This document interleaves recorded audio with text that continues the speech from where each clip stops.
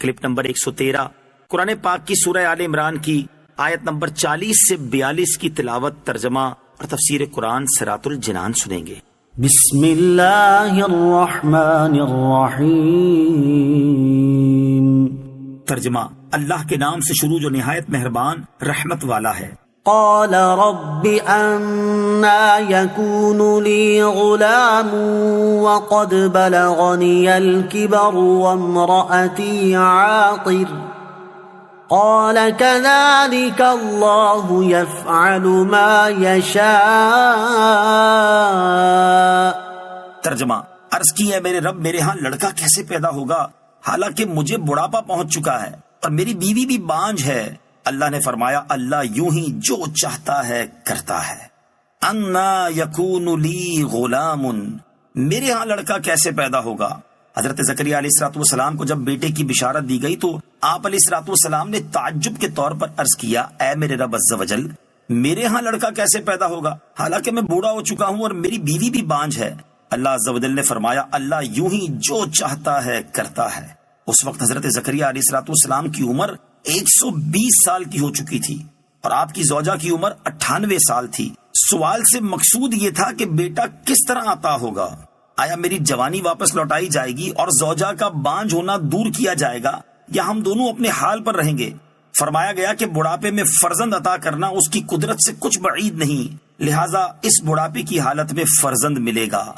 قال رب اجعل لي آية قال آيتك ألا تكلم الناس 3 أيام إلا رمزا واذكر ربك كثيرا وسبح بالعشي والإبكار۔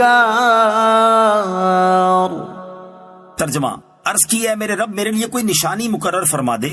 اللہ نے فرمایا تیری نشانی یہ ہے کہ تم 3 دن تک لوگوں سے صرف اشارے سے بات چیت کر سکو گے اور اپنے رب کو کثرت سے یاد کرو اور صبح و شام اس کی تسبیح کرتے رہو۔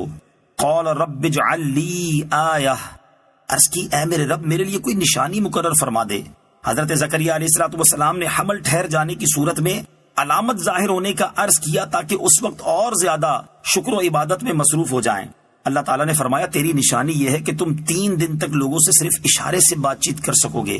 چنانچہ ایسا ہی ہوا کہ جب آپ علیہ الصلوۃ والسلام کی زوجہ کو حمل ٹھہرا تو آدمیوں کے ساتھ گفتگو کرنے سے زبان مبارک 3 روز تک بند رہی اور تسبیح و ذکر پر آپ قادر رہے، اور یہ ایک عظیم معجزہ ہے کہ جس میں اعضاء صحیح و سالم ہوں اور زبان سے تسبیح و تقدیس کے کلمات ادا ہوتے رہیں مگر لوگوں کے ساتھ گفتگو نہ ہو سکے۔ اور یہ علامت اس لیے مقرر کی گئی کہ اس نعمت عظیمہ کے ادائے حق میں زبان ذکر و شکر کے سوا اور کسی بات میں مشغول نہ ہو۔ اس سے معلوم ہوا کہ صالح فرزند ملنے پر رب عز و جل کا شکریہ ادا کرنا چاہیے۔ عقیقہ، صدقہ، خیرات، نوافل سب اسی نعمت کا شکریہ ہے، اور چونکہ ہمارے آقا علیہ الصلوۃ والسلام رحمت للعالمین اور کائنات کی سب سے عظیم ترین نعمت ہیں، اس لیے اس نعمت کا شکریہ ہم میلاد کی صورت میں ہمیشہ ادا کرتے رہتے ہیں۔ وَسَبِّحْ بِالْعَشِيِّ وَالْإِبْكَارِ، اور صبح و شام اس کی تسبیح کرتے رہو۔ اگرچہ ہر وقت تسبیح ہو تحلیل بہتر ہے، لیکن صبح و شام خصوصیت سے زیادہ بہتر ہے کہ اس وقت دن رات کے فرشتے جمع ہوتے ہیں۔ نیز آدمی کی صبح کی ابتدا اور انتہا اللہ تعالیٰ کے ذکر پر ہونی چاہیے۔ وَإِذْ قَالَتِ الْمَلَائِكَةُ يَا مَرْيَمُ إِنَّ اللَّهَ اصْطَفَاكِ وَطَهَّرَكِ وَاصْطَفَاكِ عَلَى نِسَاءِ الْعَالَمِينَ۔ ترجمہ، اور یاد کرو جب فرشتوں نے کہا اے مریم بے شک اللہ نے تمہیں چن لیا ہے اور تمہیں خوب پاکیزہ کر دیا ہے اور تمہیں سارے جہان کی عورتوں پر منتخب کر لیا ہے۔ ان اللہ اصطفاک، بے شک اللہ نے تمہیں چن لیا ہے۔ اس آیت میں حضرت مریم رضی اللہ تعالی عنہا کی شان کا بیان ہے۔ اللہ تعالیٰ نے انہیں بہت سے فضائل کے لیے منتخب فرما لیا، مثلاً عورت ہونے کے باوجود بیت المقدس کی خدمت کے لیے انہیں نظر میں قبول فرما لیا، حالانکہ صرف مردوں کو ہی منتخب کیا جاتا تھا، لہٰذا یہ بات ان کے سوا کسی عورت کو میسر نہ ہوئی۔ آپ رضی اللہ تعالی عنہا کے لیے جنتی رزق بھیجا گیا، حضرت زکریا علیہ الصلوۃ والسلام کو ان کا کفیل بنایا گیا، نیز اللہ تعالیٰ کی طرف سے انہیں یہ فضیلتیں فرشتوں کی زبان سے سنائی گئیں۔